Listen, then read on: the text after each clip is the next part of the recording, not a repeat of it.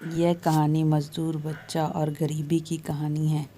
चल उठ रोहन, काम पर जाना है, आज ज़्यादा सो गए, हमें गालियाँ मिलेगी।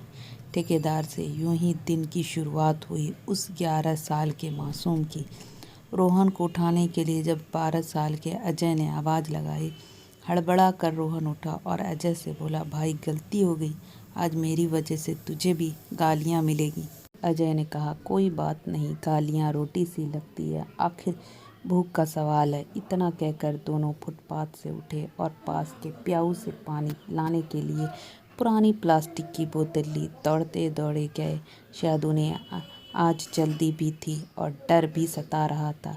मैं पास ही खड़ा ये सब देख रहा था।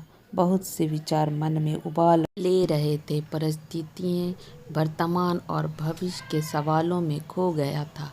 खैर, मुझे भी ऑफिस जाना था और जहाँ वो दोनों सो रहे थे मुझे भी वहीं से ऑटो लेना था। लेकिन आज मेरे कदम ऑफिस ना जाकर इन दोनों मासूम चेहरे और मजबूर दिमाग को बारीकी से समझने की इजाज़त दे रहे थे। मैं ये सोच ही रहा था, तभी वो दोनों दोस्त फटे और मैले कपड़ों में ही जल्दबाजी में कहीं जा रहे थे और मैं भी उनके पीछे पीछे चलने लगा। लगभग 2 किलोमीटर चलने के बाद मैं एक ईंट के भट्टे पर पहुंचा, जहां ये दोनों दोस्त डरे सहमे एक रौब दिखाने वाले आदमी के सामने खड़े थे। मैं दूर से ही उस आदमी और इन दोनों बच्चों की बातें सुन रहा था। वो आदमी इन बच्चों को गालियों से स्वागत कर रहा था और वापस चले जाने को कह रहा था। लेकिन बच्चे माफ़ कर दो से गलती नहीं होगी, और साथ ही बोल रहे थे, कल अधिक काम किया था, माफ़ कर दो, शरीर दुख रहा था, नींद ज़्यादा आ गई, माफ़ कर दो। खैर, उस ठेकेदार ने दोनों को काम पर लगा लिया और दोनों ईंटें के लिए मिट्टी की खुदाई करने लगे। लेकिन ये क्या, अब वो मुस्कुरा रहे थे, शायद मासूम होने के साथ ही दिल के सच्चे भी थे। वो आखिर मोहब्बत जो दी अपने कार्य से उन्हें। मासूम गरीब चेहरा, वो मजबूर दिमाग था उनका। दिमाग से वे दोनों अपनी उम्र के बच्चों से लगभग 20 साल बड़े थे।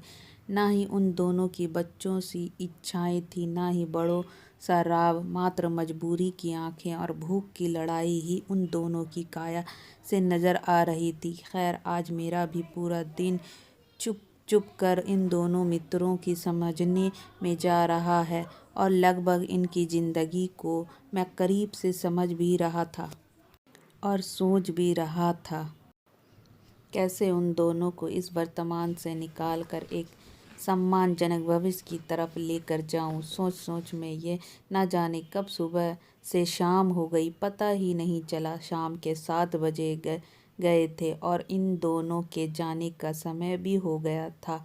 आखिर आज भी ओवर टाइम लगा कर ये मासूम चेहरे बेतहाशा थक रहे थे। कंस्ट्रक्शन साइट से बाहर आते ही मैंने इन बच्चों से बात करनी चाहिए, लेकिन इन दोनों ने मुझे नज़रअंदाज करते हुए पास के ढाबे पर जाकर रोटी और अचार खरीदने लगे और खाना खरीद कर शायद उसी फुटपाथ की ओर जा रहे थे जहां से ये सुबह आए थे। मैंने अब उनसे बात करने की कोशिश नहीं की और मैं भी अपने रास्ते चल दिया। आज मैं घर 1 घंटा लेट पहुंचा था और घर पहुंचते ही अपने कमरे में जाकर रोने लगा। शायद मैंने आज असली ज़िंदगी को देखा था, बेबसी को पास से समझा था, भूख को तड़पते देखा था, बचपन को मिटते देखा था, गरीबी को रोते देखा था और ना जाने कितना दर्द देखा था। आज मैं जीवन को समझ गया था। ये कहानी दोस्तों यहीं पर ख़त्म होती है। ऐसी ही कहानी आगे आपको इस चैनल पर सुनने को मिलेगी, इसीलिए इस चैनल को सब्सक्राइब और लाइक करें। Thank you for watching this video.